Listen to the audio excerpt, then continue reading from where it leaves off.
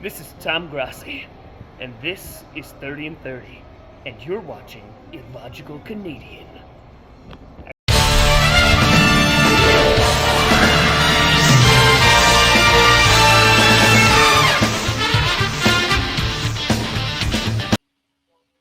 Bonjour mes amis, je suis le Léger Canadien, and welcome back to another week in review.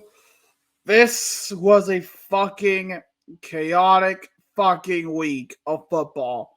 Week 7 was a holy shit shoot. Seriously, teams that you thought were not gonna win this week won this week. It was just fucking outright chaos. I have no idea what the fuck this week was. All I know is I don't know. Genuinely, I don't fucking know. But enough of the bullshit. Let's get on to it and let's introduce our first matchup. On Thursday Night Football, we had the Jacksonville Jaguars travel down to New Orleans to take on the Saints in the battle of the Southern teams. Uh, so you want this game had some pretty good, cool moments, some pretty intense moments. But in the same token, it is what it is. I mean, a team had to win this game, and New Orleans kind of fucked up in the end. But I'll explain that in a second. For Jacksonville, Trevor Lawrence went 20 for 29, 204 yards, and a touchdown. He also ran 8 times for 59 yards. Receiving was Christian Kirk, catching it 6 times for 90 yards and a touchdown. Pretty fucking good for Jacksonville. For New Orleans, on the other hand, it could be a little bit better. Derek Carr went 33 for 55, 301 yards, a touchdown, and a pick. Kamara led both receiving and rushing today, 17 carries on the ground for 62 yards, and 12 receptions for 91 yards. In the end, it didn't really matter. Foster Moreau got open for a pass from Derek Carr, but he was not able to get into the end zone. He was just short. So Jacksonville survives this game. 31-24 is your final. And everyone kind of expected Jacksonville to be good this year. We just didn't expect this good of a start. For the next matchup, we got a battle of NFC South foes between the Atlanta Falcons and the Tampa Bay Buccaneers. This was a very closely contested matchup, something you would normally see on a primetime game, but not here. No, like, this was actually one of those games that actually was good in a good way. For Atlanta, Desmond Ritter went 19 for 25, 250 yards. Tyler Algier carried it 21 times for 59 yards. For receiving, Drake London caught it 6 times for 59 yards. For the Buccaneers, Baker Mayfield went 27 for 42, 275 yards, a touchdown, and an interception. Rashad White carried it 13 times for 34 yards. And for receiving, it was all Mike Evans' day. 6 receptions, 82 yards, and a touchdown to seal it. But you would think for Tampa Bay, no. It took a Younghoe Koo last-second field goal to give the win to the Falcons. 16-13 is your final. Tampa Bay, I just wonder what the fuck you're doing. But then again, nobody knows. For the next game on dock, we got the Vegas Raiders taking on the Chicago Bears. Tyson Bagent, making his first career start in the NFL, looking to prove himself against a proven veteran in Brian Hoyer because Jimmy G is out injured. But alas, we got this shit show of a game. Brian Hoyer for the Raiders went 17 for 32, 129 yards, and 2 interceptions. Josh Jacobs ran 11 times for 35 yards, and Devontae Adams caught it 7 times for 57 yards. Pretty slumped. For the Bears, Tyson Bagent went 21 for 29, 162 yards, and a touchdown. Dante Freeman carried it 16 times for 89 yards and 2 touchdowns. How would have himself a nice day. And DJ Moore caught it 8 times for 54 yards. Somehow, some way, the Chicago Bears won another fucking game. 30-12 is your final. I just Vegas. Vegas, Vegas, Vegas. How? How the fuck do you lose to the Bears? You shouldn't be losing to the fucking Bears. But now you get laughed at by the rest of the league. Enjoy futility, boys. There we go. An actual decent matchup between the Cleveland Browns and the Indianapolis Colts. Seriously, this was actually one of the better games this week. Again, the outcome was what it was, but at least we got exciting football. We like exciting football. For Cleveland, PJ Walker went 15 for 32, 178 yards and an interception. Jerome Ford ran 11 times for 74 yards and a touchdown, and Elijah Moore caught it 4 times for 59 yards. For the Colts, Gardner Minshew went 15 for 23, 305 yards and 2 touchdowns with a pick. Jonathan Taylor ran 18 times for 75 yards and a touchdown. For receiving, it was again Josh Downs, 5 receptions, 125 yards and a touchdown. But somehow, some way, the Cleveland Browns make sure to come out of this game victorious. 39-38 is your final from Indianapolis. This was a hell of a game, and props to both teams for actually showing up and pouring their hearts out. This is a great game. From a great game to a shit game. 2 shit teams in the NFC East trying to vie for who's shittier. It's either the Giants that are shittier or it's the Commanders that are shittier. Here's a spoiler alert, folks. Both of them are shit. For the Commanders, Sam Howell went 22 for 42, 249 yards, and an interception. Rodriguez Jr., I don't know his actual name, I apologize, carried it 7 times for 31 yards. For receiving, it was Scary Terry catching it 6 times for 90 yards. For the Giants, Tyrod Taylor went 18 for 29, 279 yards, and 2 touchdowns. Saquon Barkley carried it 21 times for 77 yards. And Darren Waller caught it 7 times for 98 yards and a touchdown. The Giants escaped the shit show with a 14-7 win in one of the ugliest and possibly the ugliest game of the week. Seriously, this game fucking sucked, and I hope both teams get chucked into the fire. Because this team sucks. And I really mean that. This team fucking sucks. Detroit, I want to know what the fuck this game was. You seriously mean to tell me that you guys have all this momentum in the world and you go up against the Ravens and do jack fuck? This is the old Lions we are seeing today. And you do that? Jesus Christ, man. You gotta be better than this. For the Lions, Jared Goff went 33 for 53, 284 yards, and an interception. Jahmyr Gibbs carried it 11 times for 68 yards and a touchdown. For receiving, it was Amon-Ra St. Brown, 13 receptions for 102 yards. I expect nothing less from Amon-Ra St. Brown because he's that damn good. For the Ravens, Lamar Jackson went 21 for 27, 357 yards, and 3 touchdowns. Gus Edwards led both rushing and receiving, first with 14 carries and 64 yards and a touchdown, and 1 reception for 80 yards. Yes, only 1 reception was able to lead that fucking team. But in the end, the Ravens escaped this game with the win, 38-6. Detroit needs a reality check, and this game definitely did not provide that. On to next week, I guess. Welcome to another edition of How the Fuck Did the Patriots Win This Fucking Football Game? In this week's example, we got this game against the Buffalo Bills.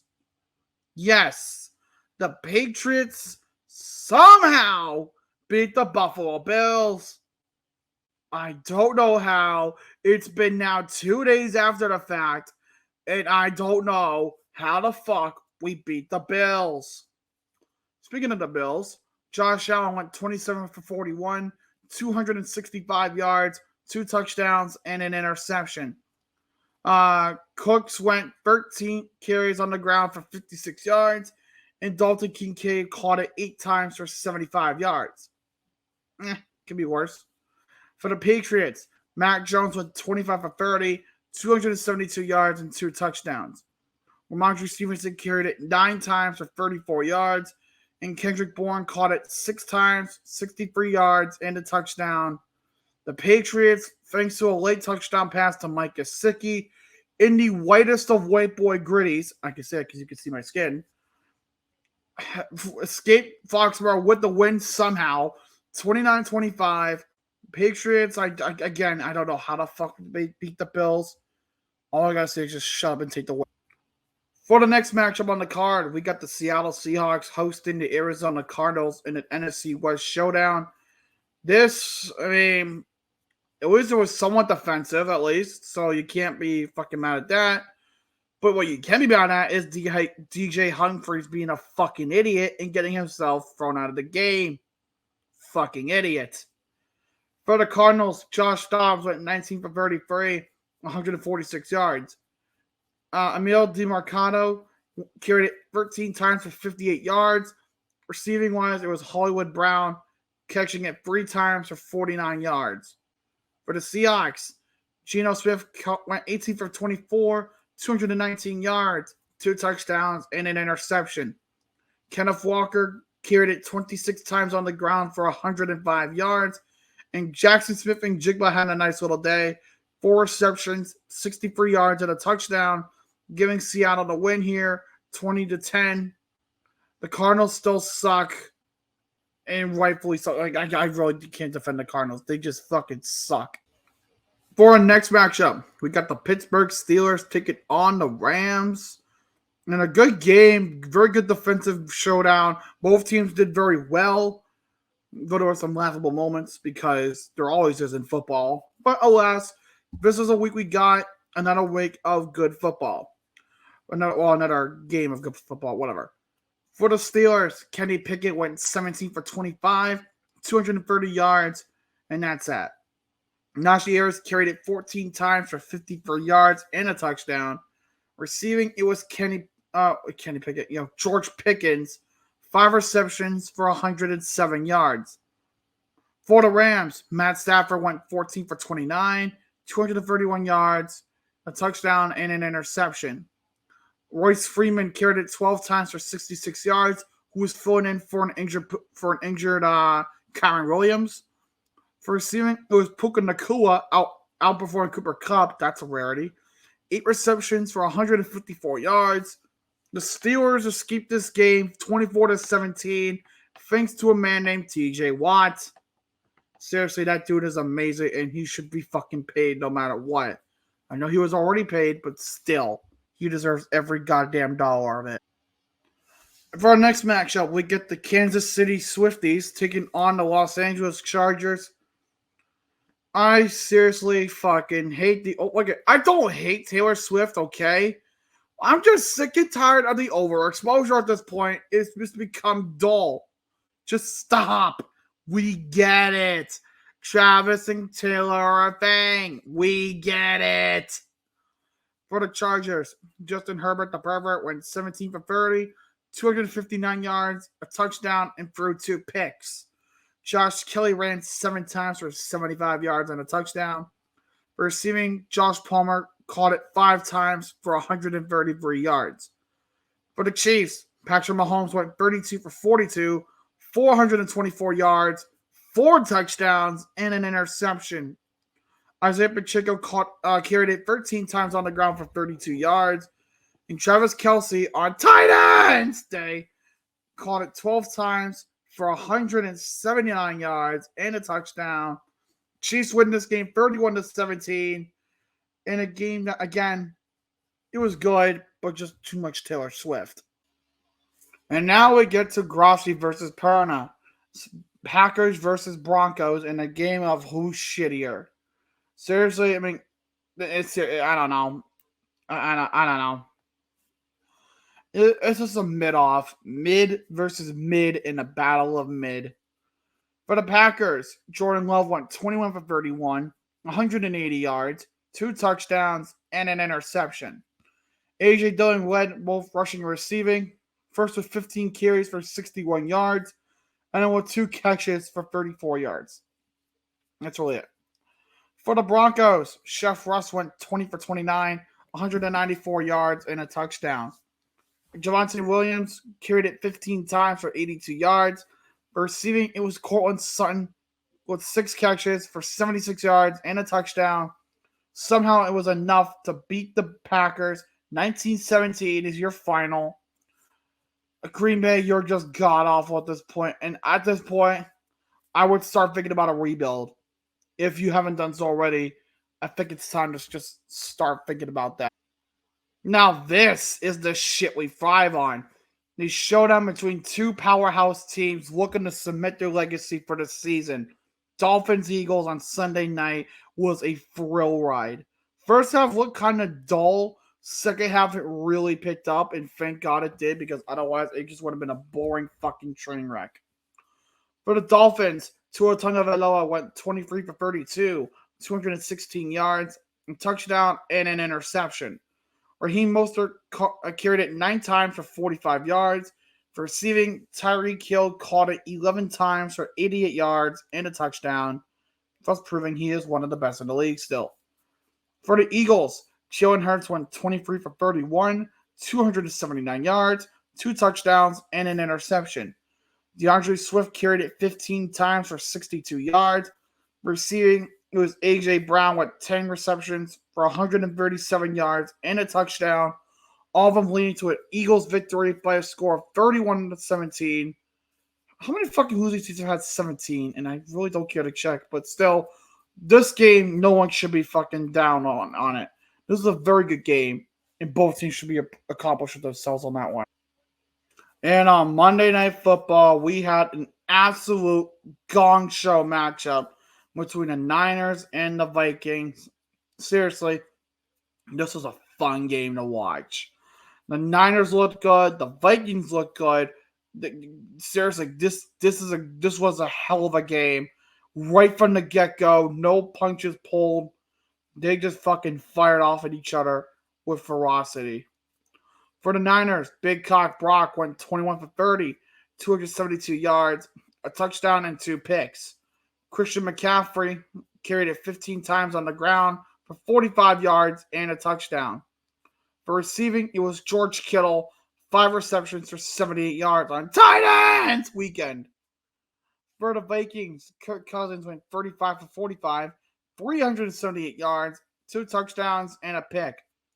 Alexander Madison carried it 8 times for 39 yards. For receiving, it was Jordan Addison, 7 receptions, 123 yards, and 2 touchdowns, including one of them being a fucking beautiful steal the ball from someone that intercepted it and take it for the rest of the way for a 60-yard touchdown reception. Vikings win that game 22-17. Seriously, though, this is a hell of a game, and honestly one of my favorites so far this season. And now it's time to look at all the teams on the bye week this week. First off, Carolina. You're 0-6. You suck. Seriously, 0-6 with your fucking first overall pick at your starting position. You are utter dog shit, and it shows. What the fuck? What the fuck? What the fuck? Next week, you got Houston. Good luck. The only reason my name's blocking that is because I'm confident because I can see who's facing here. Next up is Cincinnati. You're 3-3. You had a shit start, but started to bounce back. That's honestly the best thing you can ask for is a bounce back. And against San Fran next week, who is not having any momentum luck, you need this win to stay competitive for a playoff spot. For next, we got the Cowboys, 4-2. Injuries are hampering your defense, but you still look solid all around. Now, if your players stop getting hurt, you guys might be in a prime playoff spot. And against the Rams, you should have an easier time at, working your way for your season. Next is Houston, also 3-3. They are not terrible, but they're also not they're not terrible, but they're also not that good. They're kind of middle of the road, and that's fine. And against Carolina next week, I think that should be a free win. Now for the Jets, 3-3 as well. They get the Battle of MetLife Stadium next week. to look forward to, and this is just the Giants hopefully maybe beating the Jets, but then again, the Jets look different this year. I just don't know how. And lastly, the Titans, 2-4. They are just not in the same queue. They are just falling apart a little bit. And against the team against Atlanta next week, where they have the momentum, let's just say you might be screwed. Only time will tell. But break's over, boys. Back to work. And with that, that will wrap up the week in review for this week. Hope you guys did enjoy. Join me in about an hour 45 minutes as I will be going live at 5:45 Eastern for NHL's Frozen Frenzy, starting at 6 o'clock with the Leafs and Capitals. But until then, thank you guys for watching. Hope you guys did enjoy. If you did, leave a like, comment down below if you guys want to see anything next. If you have not done so already, subscribe and join the Logical Nation. Until next time, je suis le Logique Canadien. Bonne nuit et au revoir.